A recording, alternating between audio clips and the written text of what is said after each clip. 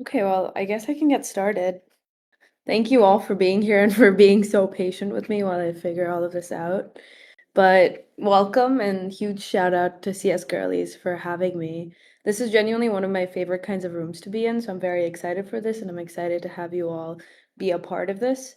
For those of you that aren't familiar, I'm Sreya, and in the next 30 minutes, I want to talk about something that I feel like doesn't get enough airtime, especially in tech spaces, which is what it actually feels like to be lonely in this field and what you can do about it.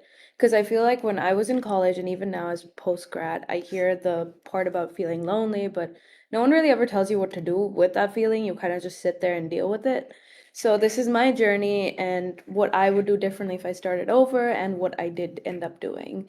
So I want to keep this chat as interactive as possible, so feel free to drop your questions, your thoughts, and anything else that comes to mind in the chat. I want you all to remember that I'm also the same boat as you. I've been in the same boat as you, and I want this to be like a bunch of friends just hanging out. So I guess we can get started with the next slide. Thank you, Emily. Yeah, no problem. So a little bit about my background. I graduated from the University of Wisconsin-Madison last May with the double major in computer science and data science. I'm now a software engineer at a Fortune 500 company, and I work in the cloud and infrastructure side of things. So pretty technical in my opinion. And this fall, I'll be speaking at the Grace Hopper celebration, which I'm very excited for. And this summer, I just spoke at GirlCon, which was one of an experience for me, and I really enjoyed myself and meeting all of the other people there. But I'd like to say, like, none of that is the interesting part about me. The interesting part is that for most of my early career, especially the first 2 years of college, I was the girl in the room wondering if I was in the wrong room, and everything I've built came from that feeling. One of my like personal anecdotes is it was my friend's birthday party, and a bunch of us were at her house for her 20th birthday.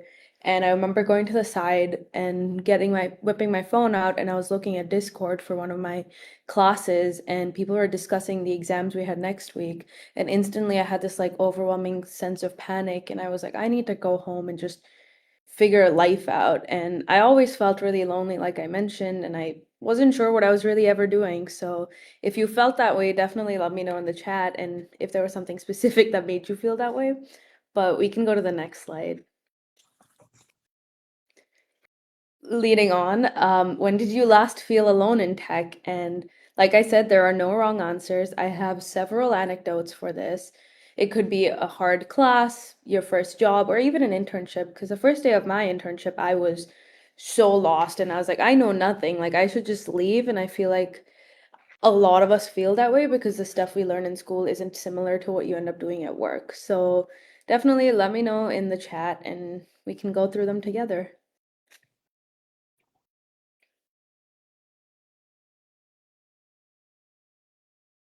No, that's so fair. I fully agree with what Emily just said. She said that she's felt that way. Not having a lot of other women in our major made it hard to make friends and feel like I could relate to other people in my classes. I felt the same way. I still feel the same way, honestly.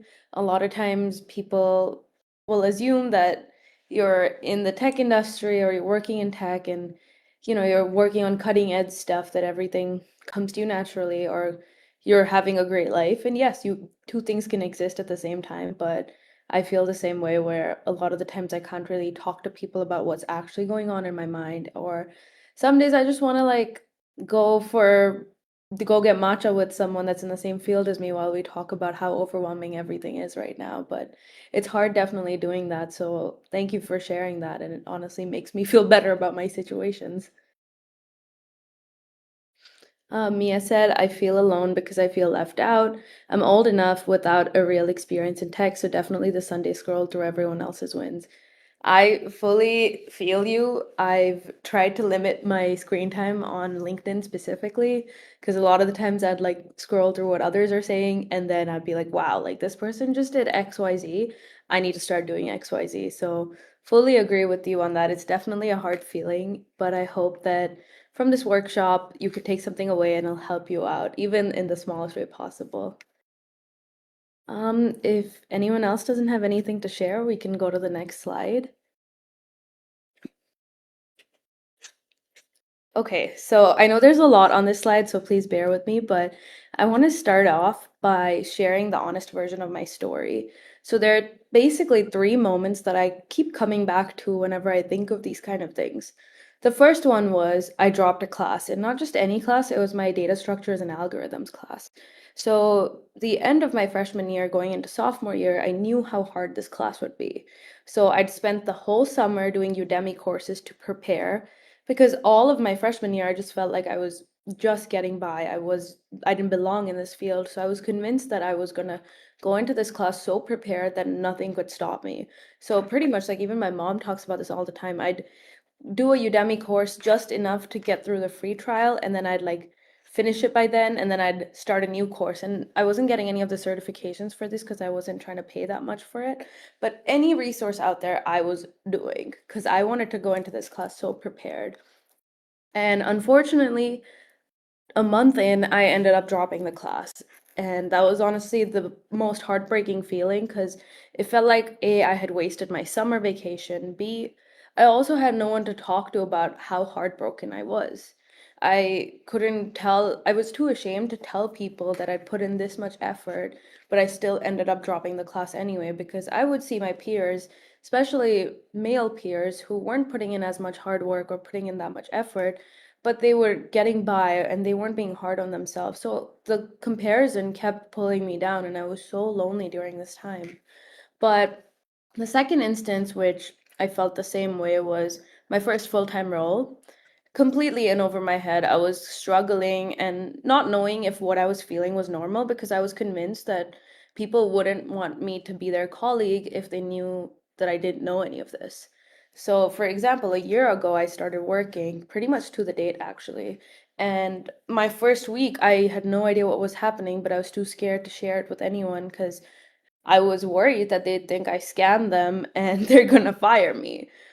That was also such a lonely feeling for me because I would just write every thought I had in a notebook, come home, and pretty much go onto Claude and be like, explain this to me, explain that to me. And I caught myself getting burnt out by the end of that month because of this weird routine I'd put myself into just because I was scared.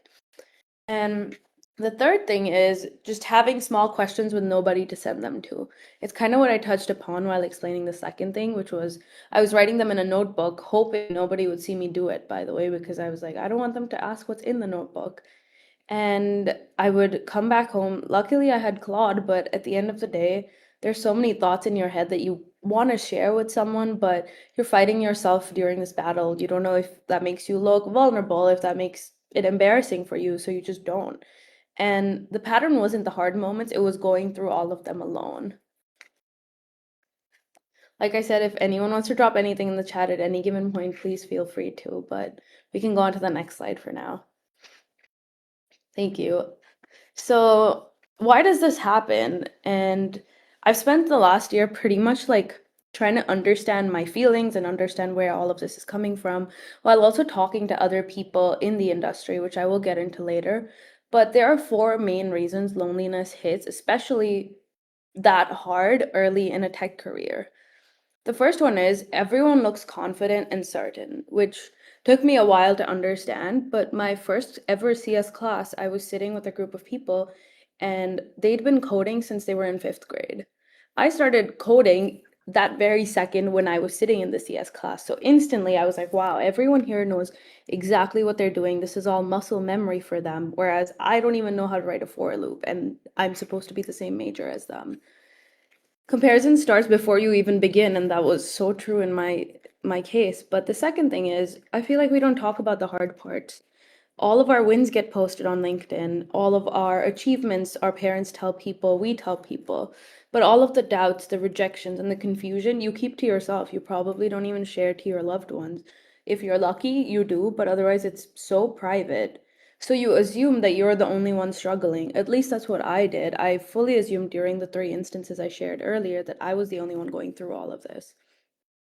The third thing is you're constantly moving rooms. And I don't know if anyone gets what I'm saying, but new school, new team, new city.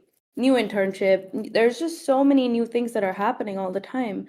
So the people who knew your context keep disappearing. And that's specifically something I felt going into college, where everyone I'd grown up with, they knew everything about me. They knew my mannerisms. They knew what I looked like when I was sad, what I felt like when I was lonely. But when I got to college, no one knew that. So it almost felt like I was constantly starting over. And then after the 4 years, yeah, your friend group changes a lot. Your core group changes a lot. And once you graduate, you move to a new city. So this change just keeps happening over and over. And that makes it hard because you have to explain all of these patterns over and over. Whereas it's just easier to keep it to yourself, which is why loneliness hits so hard early in a tech career. And the fourth one is asking feels really risky. This is something that goes back to what I was saying during my first week of work. I was too scared to ask anyone because I thought I'd scammed them and gotten this job, and I didn't want them to fire me, so I just never did. In my opinion, especially in a space that wasn't built for you being an early career person, a basic question can feel like proof that you don't belong. So you just end up staying quiet. This is very common, and you've probably seen this more often than you realize. For example, in a classroom, when you have a question, very few people raise their hand to ask that question. The rest don't want to show anyone else that they don't understand what's happening, so they keep it to themselves. And it's very common. It's not a character flaw, and something I want to remind everyone is it's not permanent. You can change this whenever you feel like. Oh, we can go to the next slide. Thank you. The turning point for me was realizing that we weren't having the important conversations. So, the imposter syndrome conversations, the identity conversations, what breaking into tech actually takes. Everyone was quietly having the same hard week, but nobody had a place to say it out loud. So, I kind of just stopped waiting for someone else to build that space and I built it myself. Oh, we can go to the next slide. So, long story short, what started off as one event became 12 virtual panels, 1500 over 1,500 cumulative registrations on Luma, and $0 to join. And if you aren't familiar with this, you're probably very confused. But last year, after I had all of these realizations that I just went through, I decided that I'd had enough and I wanted to do something about it for myself, for my friends that were dealing with the same thing, as well as just for our community of women in tech. So I hosted one panel, which was titled Going to Grace Hopper, How to Tackle It Well, because I'd gone the year before and I did so much research. I took the right shoes, I took the right clothes, I followed all of the advice people were giving online, but I know how overwhelming it was because I spent hours doing that. And I had all of this information which I felt like I wanted to share with people, but I didn't have the platform to, so I was like, why not just build it myself? So that was my first ever event, and I didn't realize there was a need for something like this because I didn't have any Google Premium or anything. So after 100 people joined, I wasn't able to admit any more people into my panel. And that's when I realized the demand for this is so high, and I wasn't the only one that felt like this, slash continues to feel like this. So I started doing this. And all of these panels were topics people actually needed: imposter syndrome, identity, breaking into tech, internship advice. And I tried to get guests from very different backgrounds: someone from LinkedIn, Apple, Microsoft, all of the big tech companies, startup founders, VCs. And I wanted it to feel like a genuine conversation where you're just hanging out with your friends and you're having a really deep talk about career or deep talk about identity and what people are going through. And I made it my priority to tackle 12 different topics because I went through my journals. Fun fact, I journal a lot, and I picked out some of the biggest topics that I saw recurring all the time. And then from there, I went on to LinkedIn, TikTok, Instagram, pretty much every social media platform, and found people who had similar thoughts or had a similar journey or even a different journey, honestly. And we brought them together and it went really well, and people, it really resonated with people. Especially, it honestly cured me in a way that I'm very grateful for, and I didn't even realize when I was doing it. So I did want to say I recorded every single one of these sessions, so if you want access to any of these, please email me and I will send them over to you. They are free and they're for you to learn and for you to feel less alone in this industry. but we can go to the next slide now. Thank you so much. But like I was saying, I didn't start with an audience. I started with going through my journals, so basically a list. And there are a few things that actually worked for me, which I want to share with you all. The first thing is I borrowed trust before I even had my own trust. Like I mentioned, I didn't have a following. I had a LinkedIn network, which was a very, very small network that I'd slowly built while going through these topics and like commenting on their posts or hopping on Zoom calls together. And those people I invited first. The second thing I did is I plugged into rooms that already existed. Instead of building an audience from scratch, especially as someone with basically no online presence, I brought my events to communities that were already full of people I wanted to reach because I knew statistically someone or the other over there has felt like how I felt or can benefit from any of these talks. The third thing I did is I made the first event tiny and specific, the Grace Hopper one. One topic people were quietly struggling with, one free Luma link, and honestly, a very, very honest description. This is when I realized that small and real beats big and vague every single time. I would see people posting on LinkedIn about these panels they were hosting with like 20 different speakers, and they would say, comment panel, and I'll send over the link to you. And so many people would comment and go for those. But I've attended so many of those myself, but I always just felt like I was watching people speak, which is pretty much what they were targeting. So props to them. But I didn't want to fall into that category. I wanted it to be a group of friends just chatting. So it honestly became a mini community, and I met a lot of great people through this. People met each other through this because after this, it kind of catapulted into several other things, which I will talk about later. But at the end of the day, we're all struggling with the same thing. So why not talk about it and learn from each other's stories and learn from each other's experiences rather than gatekeeping all of that? We can go to the next slide now. So, something that's very interesting to me is all of you know that I don't come from a marketing or business background. So, I didn't have a lot of experience going into this and didn't have a lot of experience with how to get this out there either. And something that really, really surprised me is word of mouth did what marketing couldn't. And to give you guys some more context, is people came for the topic and then ended up staying for the entire 1 hour because it felt so honest. And then they brought a friend. So they'd always like share it with their network, or like if I'm struggling with something and my best friend is going through the same thing and I found something that worked for me, of course I'm going to tell her, you know? I also always asked panelists if they'd share the event with their network. Collaborations put me in front of whole communities at once. Guest speakers gave people a reason to show up and share. And every single panel seeded the next, so attendees became repetitive and they started inviting their friends who would invite their friends, and so on and so forth. It was very, very interesting for me to see how many people kept coming back. Because my biggest fear is that all of the talks were repetitive. I felt like a lot of the conversations we had would lead back to the same thing, which is a very, very real problem that most of us struggle with, imposter syndrome. But my biggest fear is I didn't want every single panel to sound the same. And interestingly, it didn't, because when you put such interesting group of people in the same room, your conversations will always be different. When different people join the conversation, whether as a panelist or even as an attendee, the conversation is bound to be different. But something I wanted to mention is I was very interested to see that the biggest thing that didn't work for me was shouting it into the void. So, posting to strangers with no shared context did almost nothing. Posting on my social media saying, come join my panel, never really brought anyone. And this just goes back to show that a lot of us are struggling with the same thing, and we trust only our close network, which is why word of mouth worked and word of mouth did what marketing couldn't. Growth for my panel series came from real relationships and not reach. That's the thing I want you to remember from this slide, that if there's ever anything that you feel like you want to connect with someone else about, try to build that relationship first. Don't send someone a cold DM on LinkedIn saying, hey, can you give me a referral for this job?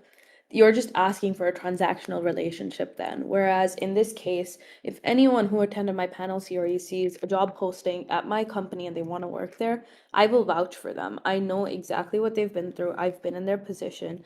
And that's solely because they just joined my panel series and they were interactive members. So This is a pro tip for next time if any of you are thinking of doing the same thing.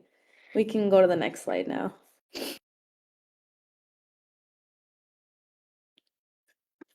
Something I want to make very clear is you don't need to run a 12 panel series. You don't need to build a whole community just because you're feeling lonely.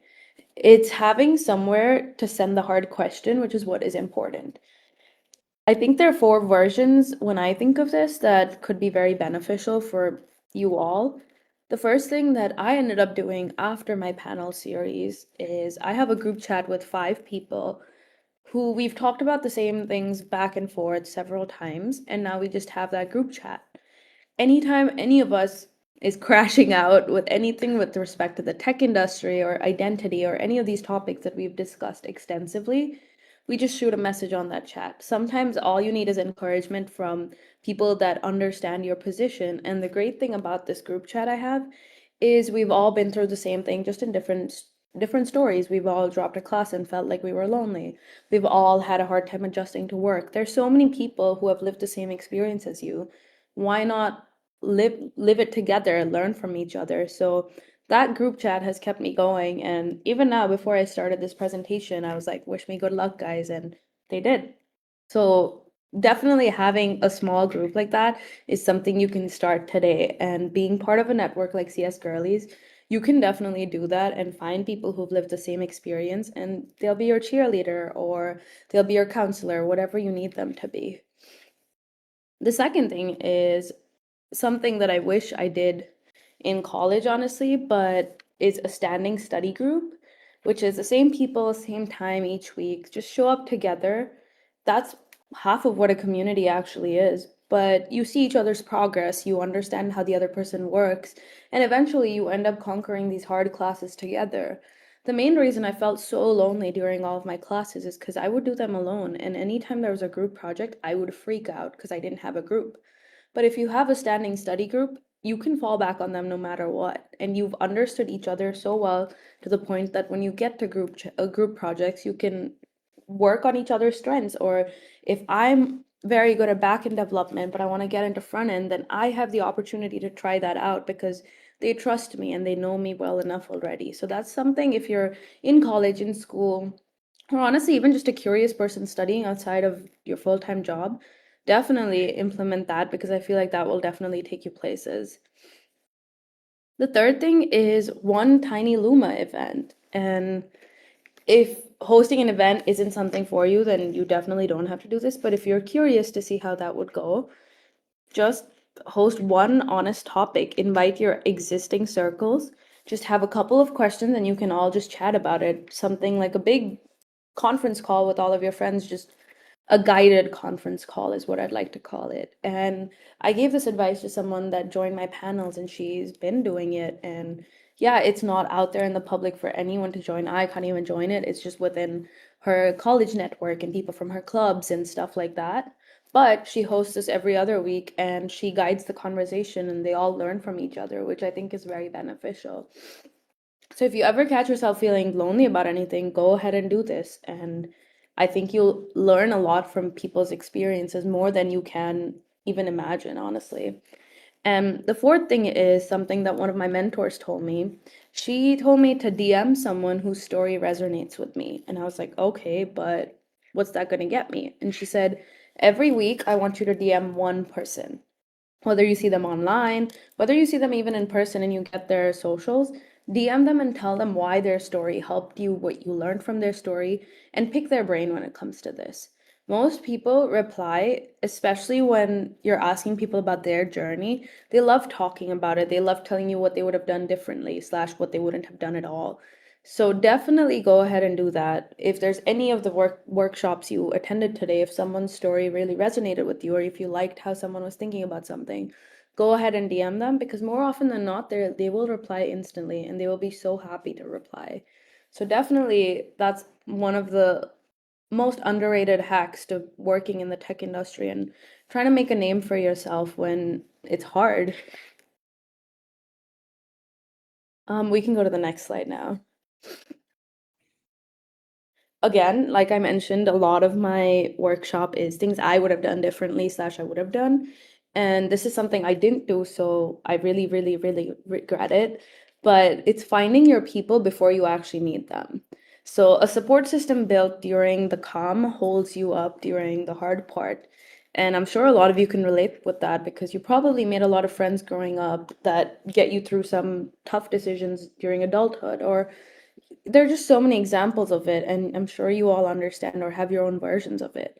But if you're in school right now, you're already part of CS Girlies, which is wonderful. Keep interacting with other people in the community, keep working with other people in the community, encourage each other, be there for each other. But there are also other women in tech orgs that will help you out. So if you're interested in that, definitely, if you look them up, you will find them.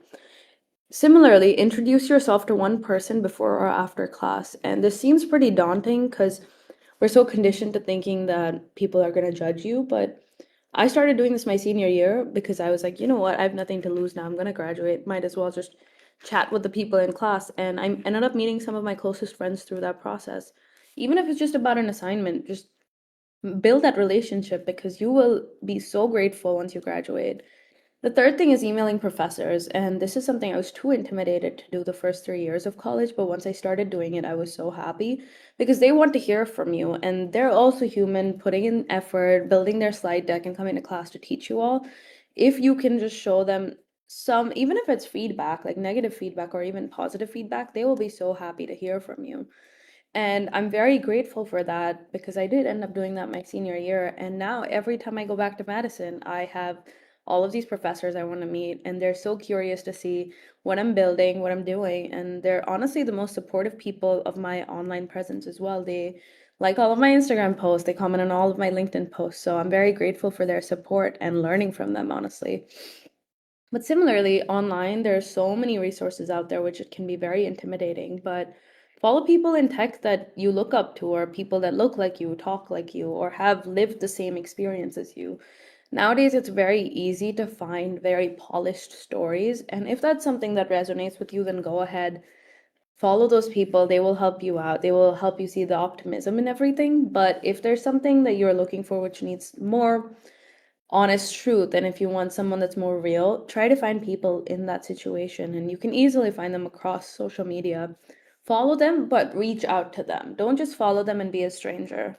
Like I mentioned, more often than not, people want to help someone else out, especially if they were in the same position as them. So definitely reach out to them. And the third thing is show up to free virtual events like these, and you will learn so much from these. I still attend free events all the time, especially virtual ones, because they're so easy to, it's sometimes it's like a podcast running while I'm cleaning my house, you know? And I try to engage as much as I can, but even just listening to other people's experiences and stories has helped me grow so much more than your textbooks will. And I don't want to give you all wrong information, but I'm sharing what worked for my experience.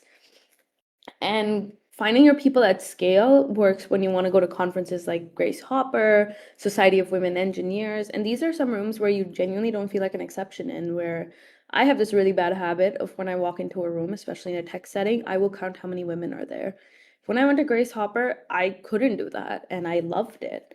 So cross community collabs multiply your circle fast. So I ended up meeting some people I followed online at Grace Hopper, ended up meeting their network there as well, and it just catapulted into building this huge in-person network, which really helps me till this day. And you don't have to be the best texter, you don't have to keep calling them or pestering them, but just support each other. And if there's ever a time you're struggling and you feel like you need that person in your life, you will have them. So, like I mentioned, find your people before you need them, and you will thank me later for that. I know I kind of rushed through this section. I still want to be respectful of our time, but we can go to the last slide. Sorry, the third last slide. I don't know why I said last. This one? Yes, this one. Okay. Thank you. Mhm. Um, I know I've repeated it in several fonts, but the three things I want you to remember, and if you leave the session even ever thinking of these three things, I will be very happy because that means I did a good job. But the first one is you are not alone. And if you ever think that, wow, like what I'm feeling right now, no one else has felt, remember this talk, remember the comments going on in this talk, or honestly, just go online and look up someone in the same position. everyone in the room is quietly having the same week. Everyone in the room is quietly fighting their own devils. So you're not alone. And I know sometimes I've hated when people give me that advice, but it's genuinely true. And you can do something about it if you want to. Which leads into my second one, which is you can build the rooms you're missing. For example, I really wanted a group hangout with a bunch of strangers where we talked about really important things. So I built it. Similarly, if you're like, okay, like I want to have something that will benefit me during the school year where I could do like class reviews with someone once a week, you can build it. You are very capable of doing exactly what you need for your benefit and for others' benefit. So you know what works here, you know word of mouth works really well. So if you're interested in doing something like that, then I would fully encourage you to do it. And that leads into my third point, which is do it before you need it. I wanted a community all through college and I didn't do it. But once I started working, I caught myself having some more time and feeling more confident. So I did it. And now it's so helpful. And I wouldn't have gotten through the last year without my panel series. And I wouldn't have gotten through all of the emotions that come with post grad and other life changing events after you graduate without this community I built. So I want you to remember that you're fully capable of doing exactly what you want. Um, I think we might not have time for questions, but that is my last slide. So if any of you have any questions, you can DM me on Instagram or LinkedIn or even just shoot me an email. But yeah, Emily, do we have time for questions? Unfortunately, the next speaker is going to probably start in about 5 minutes. So, yeah, if you could shoot your questions over directly, that would be great. But I really enjoyed your workshop.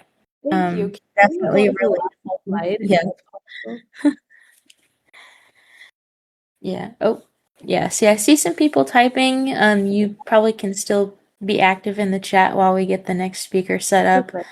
But yeah, thank you so much. No, of course. And like I said, if you want to reach out to me, I'll drop my socials in the chat and we can get chatting. And I'm always going to support you. So please feel free to be as honest as you want. All right. Yep. Thank you so much. I'm gonna go ahead Okay. and stop the recording, but yeah, thank you so much.